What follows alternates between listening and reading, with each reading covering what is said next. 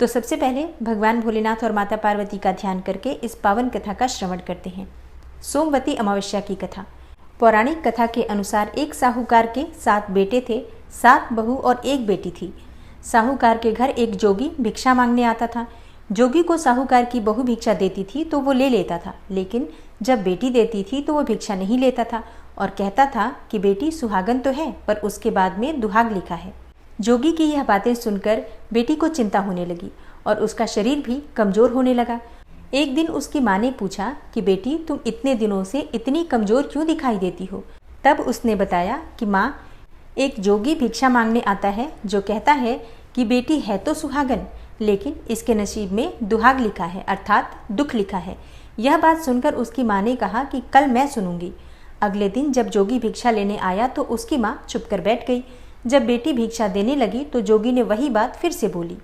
इतनी बात सुनकर उसकी माँ बाहर निकल कर आई और बोली, एक तो हम तुम्हें भिक्षा देते हैं और तू ऊपर से हमें गाली देता है। तब जोगी बोला कि मैं गाली नहीं देता, जो कहता हूँ सच कहता हूँ। इसके भाग में यही लिखा है, वही मैं कहता हूँ।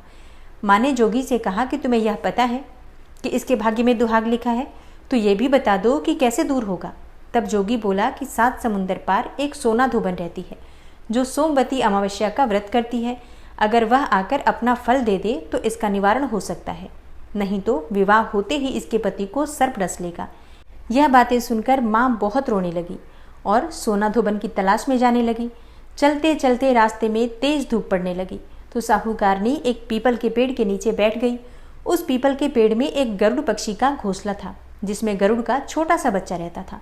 साहूकारनी को घोंसले के पास एक सर्प अर्थात सांप जाता दिखाई दिया तो उसने उस गरुड़ के बच्चे को बचाने के लिए उस सांप को मारकर ढाल के नीचे रख दिया।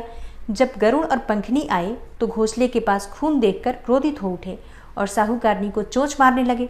तब साहूकारनी बोली कि मैंने तो तुम्हारे बच्चे की जान बचाई है, यह सर्प तुम्हारे बच्चे को डसने वाला था तो मैंने इसे मारकर गिरा दिया। गरुड़ ने सर्प की ओर देखकर कहा कि तुमने हमारे बच्चे की जान बचाई है, अब तुम्हें जो मांगना है मांगो। तब साहूकारनी बोली कि मुझे 7 समुंदर पार सोना धोबन के घर छोड़कर आओ।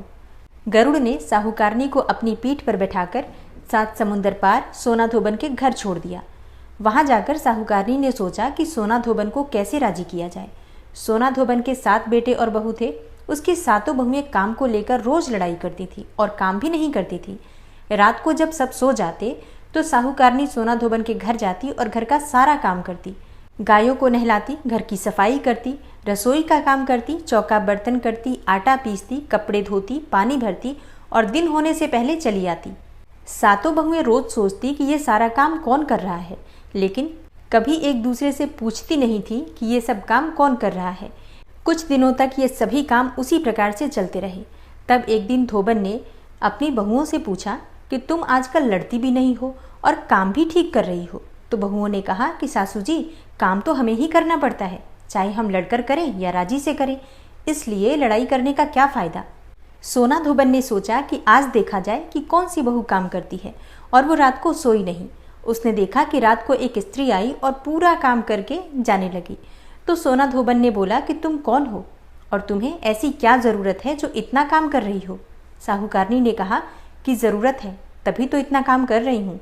सोना धोबन ने पूछा कि तुम्हें क्या चाहिए। साहूकारनी बोली कि पहले मुझे वचन दो, तब बताऊंगी।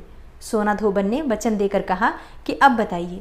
साहूकारनी बोली कि मेरी बेटी के भाग्य में दुहाग अर्थात दुख लिखा हुआ है, इसलिए आप मेरे घर चलकर उसे सुहाग दे दीजिए और उसे सोमवती कर दीजिए। तब सोना धोबन ने अपने बेटे और बहू से बोला कि मैं तो साहूकारनी के साथ जा रही हूँ, यदि पीछे से तुम्हारे पिताजी खत्म हो जाएं तो तेल घी के कूप में डालकर छोड़ देना। फिर दोनों जनी साहूकारनी के घर चली जाती हैं। साहूकार की बेटी का ब्याह होने लगा। दूल्हा फेरों में बैठ गया। सोना धोबन दूल्हे के घुटने के पास कच्चा करवा रखकर बैठ गई, उसमें दूध डाला और तात का तार लेकर बैठ गई। थोड़ी देर बाद सांप दूल्हे को डसने के लिए आया। सोना धोबन ने करवा आगे रखा और तार से बांध दिया, लेकिन दूल्हा तो डर के मारे ही मर गया। तब सोना धोबन ने टीके में से रोली निकाली, मांग में से सिंदूर निकाला, कोया मतलब आंख में से काजल निकाला और मेहंदी निकालकर छोटी उंगली से छींटे मारे।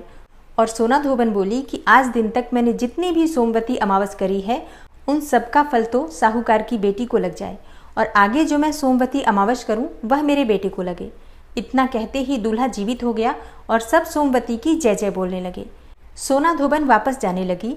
तब साहूकारनी बोली कि तुमने मेरे जवाई को नया जीवन दान दिया है, इसलिए तुम्हें जो इच्छा हो मांगो। वह बोली कि मुझे तो कुछ नहीं चाहिए, सिर्फ एक हांडी दे दो। वह हांडी लेकर चली जाती है और रास्ते में सोमवती आती है तो हांडी का 108 परिक्रमा करके पीपल के पेड़ के नीचे गाड़कर अपने घर आ जाती है। घर आकर देखती है कि उसका पति मरा हुआ तेल और घी के कूप में पड़ा है। तब उसने टीके में से रोली निकाली, मांग में से सिंदूर निकाला, कोया में से काजल निकाली और नुम्बा में से मेहंदी निकालकर चिटली उंगली से छींटे दिए और बोली, मैंने जो रास्ते में सोमवती की है उसका फल मेरे पति को लगे। इतना कहते ही उसका पति उठकर बैठ गया। घर का ज्योतिषी ब्राह्मण आया और बोला कि जजमान, सोमवती अमावस्या को मेरा क्या है, दक्षिणा तो दे।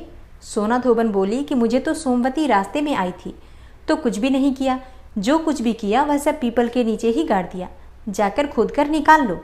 ज्योतिषी ब्राह्मण ने जाकर खोदकर देखा तो 108 और 13 सोने के चक्कर मिले। ज्योतिषी ब्राह्मण सबको घर ले आया और बोला कि ऐसी फेरी की है और मुझे बोल दिया कि कुछ भी नहीं किया। तब सोना धोबन बोली कि यह तो तुम्हारे ही भाग से हुआ है, इसलिए इसे अब तुम ही ले जाओ। ब्राह्मण बोला कि मेरी तो इसमें से चौथी पाती है, बाकी आपका मन हो उसे दे देना। सारी नगरी में बोल दिया कि सब सोमवती अमावस्या का व्रत कीजिए। हे सोमवती अमावस, जैसा साहूकार की बेटी को सुहाग दिया वैसा सबको सुहाग देना। सोमवती अमावस की कहानी कहने वाले को, सोमवती अमावस की कहानी सुनने वाले को और हुंकारा भरने वाले को और अपने पूरे परिवार को देना। प्रेम से बोलिए